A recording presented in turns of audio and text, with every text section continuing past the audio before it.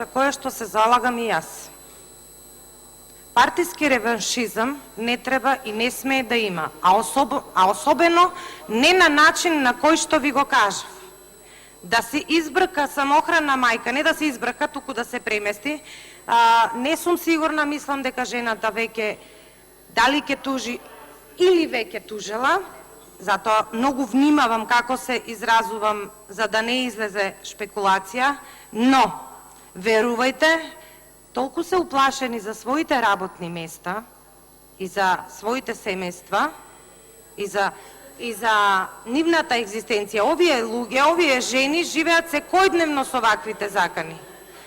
Затоа реков, вие го имате механизамот во вас, како извршна власт, како премиер, ама и како председател на Социјалдемократскиот сојуз.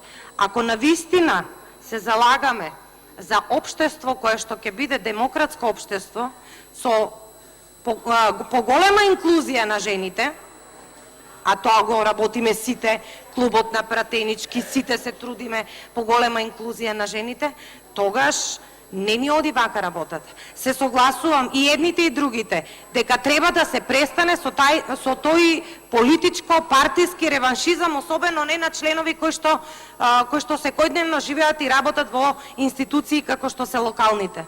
Овие 4 примера кои што ви ги дадов се само дел од оние кои што не сакаат да говорат јавно и кои што не ми даваат дозвола. Јас исто како и вас ги охрабрувам да се јават, да кажат дека не може, 21 век сме, не може веќе да живееме под притисоци, под уцени и под закани. Ние мора да се демократизираме како општество, без разлика што имаме различни политички ставови.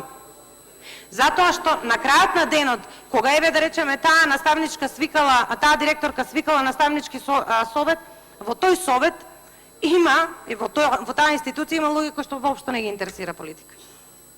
Не се членови ниту на една, ниту на друга партија. На што личал тој наставнички совет? Дали ме разбират? Има луѓе, има жени кои што воопшто не ги интересира политика и не се занимаваат, не се членови на политичка партија. Зошто тие да ги слушаат таквите препукувања и да бидат сведоци на нешто што мислевме дека е нешто во минатото?